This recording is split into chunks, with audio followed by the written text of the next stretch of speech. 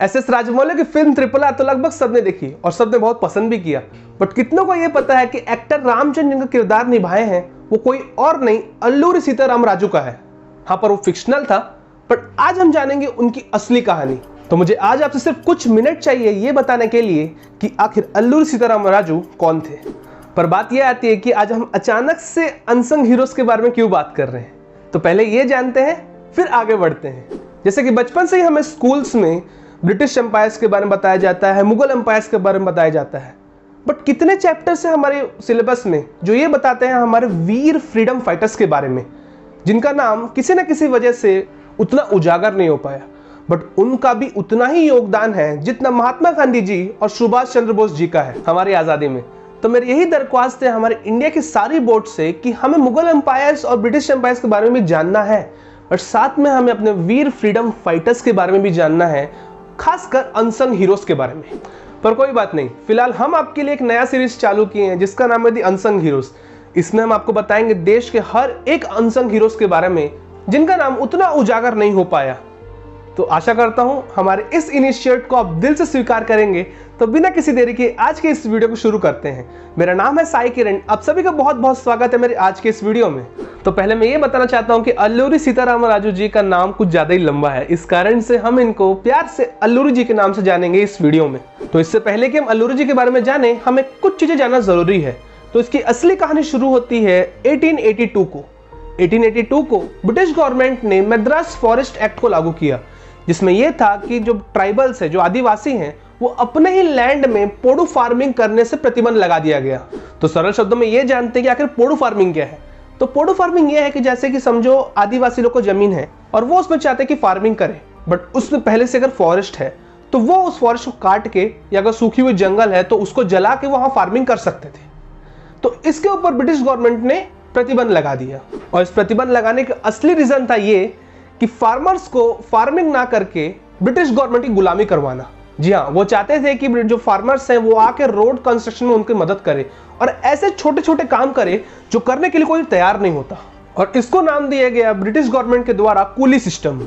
और British government ने hereditary tax collectors का भी पावर छीन लिया। ये वो टैक्स कलेक्टर जो कि हिल्स के और यहाँ पहाड़ी इलाका वहाँ के लोगों से टैक्स वसूल करते थे। वैसे देखा जाए तो वो टाइम पे इनका कद बहुत ज्यादा था और इनके और किसानों के बीच में, मतलब फार्मर्स के बीच में बिल्कुल नहीं पड़ता था, यानी 36 का आंकड़ा था। पर जैसे ब्रिटिश गवर्नमेंट ने इनसे यानी हेरिडिटरी टैक्स कलेक्टर्स से पावर छीन लिए, उसके बाद फार्मर्स यानी किसान और ये एक हो गए। तो ये कहानी जो बताया मैंने, इसको याद रखिएगा क्योंकि इसका जिक्र हम आगे करेंगे। तो coming to the point, Alluri ji का जन्म 4 जुलाई 1897 को उस टाइम के तमिलनाडु में हुआ। अभी देखा जाए तो वो आंध्र प्रदेश है। वैसे देखा जाए तो कहाँ जन्म हो वो स्थान थोड़ा कंट्रोवर्शियल है क्योंकि सारे सोर्सेस अलग अलग बता रहे हैं। खैर, हमें इतना याद रखना है कि उनका जन्म आंध्र प्रदेश में हुआ और उनके पिता का नाम वेंकटराम राजू था, जो कि एक फोटोग्राफर थे। पर वो कहते हैं ना कि बचपन में हम जो भी करते हैं और सीखते हैं वो बड़ों को देख ही करते हैं। तो उसी तरह 4-5 साल के अल्लूरी जी इंडियंस को ब्रिटिशर्स को सलाम करते हुए देखे, जिसके बाद ब्रिटिशर्स के सामने जाके उन्होंने भी यही किया और ये करते हुए अल्लूरी जी के पिता ने उनको देख लिया। जिसके बाद अल्लूरी जी के पिता उनको बैठाए और समझाए कि हमें ब्रिटिशर्स को सलाम करने की कोई ज़रूरत नहीं है क्योंकि वो हमारे ऊपर जुल्म करते हैं। और उनके पिता ने अल्लूरी जी को भारतीय लोगों के बारे में बहुत महान सी बातें बताई। पर खैर, 4-5 साल के अल्लूरी जी को क्या पता था कि वो एक दिन बहुत से लोगों के मसीहा बन जाएंगे। और अल्लूरी जी सिर्फ 8 साल के ही थे कि उनके पिता चल बसे। पर उन 8 सालों में ही अल्लूरी जी के पिता ने अल्लूरी जी के दिल में देश की आज़ादी को लेकर चिंगारी तो जला ही दिए। जिसके बाद अल्लूरी जी की पढ़ाई आंध्र प्रदेश के काकीनाडा में हुई। उसी बीच उनकी मुलाकात मद्दूरी अन्नपूर्णैया से हुई। वैसे कहा जाए तो ये भी एक फ्रीडम फाइटर थे। इनके बारे में जानेंगे पर किसी और वीडियो में। और फिर अल्लूरी जी के आगे की पढ़ाई के लिए उनकी फैमिली विशाखापट्टनम शिफ्ट हो गई। वैसे मैं आपको एक बात बताना भूल गया कि इनका नाम अल्लूरी रामराजू से अल्लूरी सीताराम राजू कैसे बदला। तो ये भी बहुत एक दिलचस्प कहानी है। तो हुआ यूं कि अल्लूरी जी जब 15 साल के थे तो उनकी मुलाकात उनके एक दोस्त की बहन से हुई जिनका नाम सीता था, और अल्लूरी जी उनसे प्यार भी कर बैठे। पर दुर्भाग्यपूर्ण सीता छोटी उम्र में ही चल बसी, जिसके बाद अल्लूरी जी उनके याद में अपने नाम से पहले ही उनका नाम लगाया, जिसके बाद उनको सब जानने लगे अल्लूरी सीताराम राजू के नाम से। और अल्लूरी जी सिर्फ 18 साल के ही थे जब उन्होंने संन्यास ले लिया। तो सोचिए 18 साल की उम्र में ही वो ऐसे बड़े बड़े डिसीजंस ले लिया करते थे अपनी जिंदगी में। और जिसके बाद उन्होंने विशाखापट्टनम के एक कॉलेज में एडमिशन लिया और कॉलेज जाना शुरू किया। और जब कॉलेज गए तो एक दिन उनकी नज़र फिर से, गौर कीजिएगा इस पे, फिर से पड़ी आदिवासियों के ऊपर। तो मैं फिर से क्यों बोला, इसको जानते हैं एक बार। बचपन में अल्लूरी जी के बड़े पापा के पास एक घोड़ा था और घुड़सवारी अल्लूरी जी को बहुत पसंद था। तो एक दिन ऐसे ही बैठे घोड़े के ऊपर और निकल गए घुड़सवारी करते करते और पहुंच गए एक पहाड़ के किनारे। और वहां उन्होंने ये देखा कि ब्रिटिशर्स ट्राइबल्स यानी आदिवासियों के ऊपर जुल्म कर रहे हैं, यानी उनको मार रहे हैं। तो तभी से उनके दिमाग में ये था कि उनको आदिवासियों के लिए कुछ ना कुछ करना है। और एक यात्रा के दौरान अल्लूरी जी की मुलाकात कुछ क्रांतिकारियों से हुई, जहां उनको पता चला कि जो आदिवासियों को समस्या होती है, जो दिक्कतें हैं उनको, सिर्फ आदिवासी नहीं, हम भारतीय लोगों को जो दिक्कतें हो रही है ब्रिटिशर्स से, उनको लेके वो एक डिस्कशन कर रहे थे, जिसमें कि वो उन्होंने ये डिसाइड किया वो टाइम पे कि वे ब्रिटिशर्स से लड़ेंगे।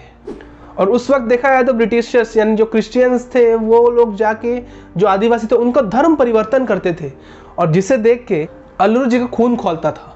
तो उन्होंने ये डिसाइड किया कि वो अब आदिवासियों के साथ ही रहेंगे और वहां रह के उनकी समस्या को हल करेंगे। वैसे तो वे थे क्षत्रिय, बट वे जात पात में विश्वास नहीं रखते थे। और जिसके बाद वे आदिवासियों के साथ रहते रहते बहुत ही गौर से उनकी समस्या को समझा और एक हल पे आए। उनको यह पता चला कि वो उतने एजुकेटेड नहीं है, यानी आदिवासी इतने एजुकेटेड नहीं है कि उन्हें अपने हक के बारे में पता हो। तो उन्होंने सबको इकट्ठा किया और उनको एजुकेट करना शुरू कर दिया और उनको अपने अधिकारों के लिए बताना शुरू कर दिया। और इतना ही नहीं, उन्होंने उन आदिवासियों को यह भी सिखाया कि तुम पे अगर कोई ब्रिटिशर जुर्म करता है तो उसको सहना नहीं है, उनको मुंह तोड़ जवाब देना है। और अल्लूरी जी को जंगलों का बहुत ज्यादा नॉलेज था और ये नॉलेज उनके गुरिल्ला वॉरफेयर टैक्टिक्स में को बहुत काम आया।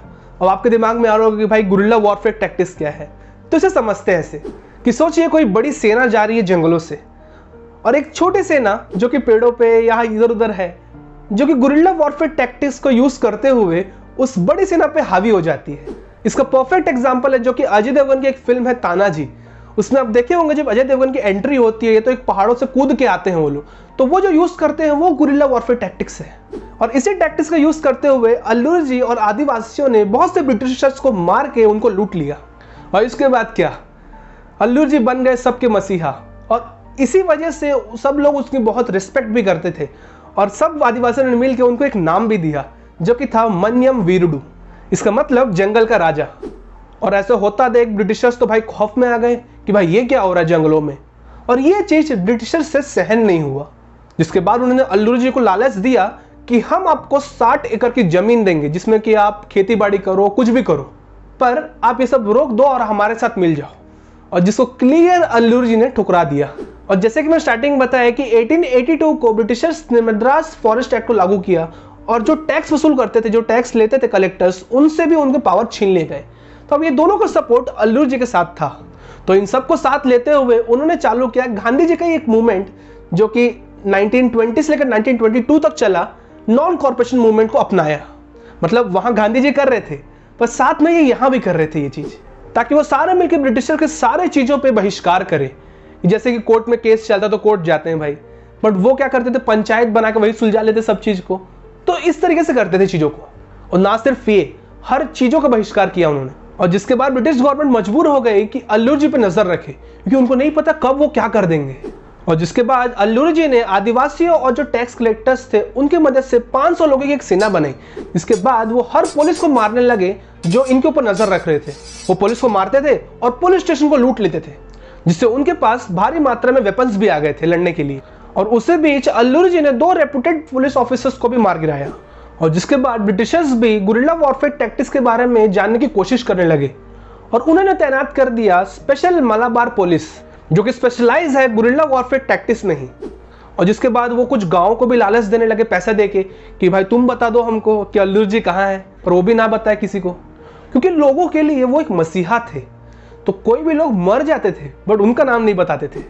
फिर ब्रिटिश एजेंसी के कमिश्नर J.R. हिगिंस ने यह ऐलान किया कि जो कोई भी अल्लूरी जी को मार के उनका सर उनके पास लाएगा उनको 10,000 का प्राइज मनी देंगे वो, और जो उनको साथियों को मार के उनके पास लाएगा उन्हें 1,000 देंगे। और इतना ही नहीं, हर गांव वालों पे उन्होंने इतना जुल्म किया, ब्रिटिशर्स ने इतना टॉर्चर किया कि क्या बताएं। फिर 2 साल की कड़ी मेहनत के बाद ब्रिटिशर्स के फाइनली चिंतपल्ली फॉरेस्ट में ब्रिटिशर्स ने अल्लूरी जी को घेर लिया। और इसके बाद अल्लूरी जी को कोयूर विलेज में ले जाके एक पेड़ से बांध दिया गया और उसके बाद उन्हें गोली मार दी। तो सोचिए इस तरीके से ट्रीट करते थे हम इंडियंस को वो टाइम पे वो लोग। और जिसके बाद ब्रिटिशर्स ने अल्लू अर्जुन के एक साथी को जिनका नाम गौतम दौरा था उनको भी मार गिराया, और दूसरे जो साथी थे जिनका नाम मल्लम दौरा था उनको जेल में डाल दिया, जो कि आगे जाके हमारे लोकसभा के मेंबर भी बने आज़ादी के बाद। और अभी भी आंध्र प्रदेश में हर साल 4 जुलाई को अल्लू अर्जुन के जन्मदिन के तौर पे सेलिब्रेट किया जाता है। और इतना ही नहीं, 1986 को इंडियन गवर्नमेंट ने अल्लूरी सीताराम राजू जी का योगदान को मद्देनजर रखते हुए आज़ादी के प्रति एक स्टैम्प रिलीज किया।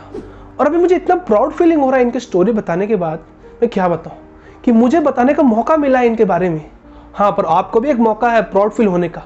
इस वीडियो को जितना हो सके उतना शेयर कीजिए, क्योंकि ये वीडियो एक कहानी नहीं है देखा जाए तो, ये वीडियो एक फीलिंग है उन फ्रीडम फाइटर्स के लिए। तो आशा करता हूँ आपको आज की जो मेरा फीलिंग है, जो स्टोरी है, वो आपको अच्छा लगा होगा। अगर आपको अच्छा लगा तो इस वीडियो को जितना हो सके उतना शेयर कीजिए। और हाँ, और इस स्टोरीज़ के लिए मेरे चैनल को सब्सक्राइब करना ना भूलें। और वैसे ही मैंने आपको बताना भूल गया कि मेरे चैनल का नाम मैंने चेंज किया है। पहले ये नाम साई किरण था, अब ये कमिंग टू द पॉइंट हो गया है। तो जो भी नोटिफिकेशन आएंगे आपको इस नाम से, तो वो मेरे ही वीडियोस होंगे। तब तक के लिए नमस्ते।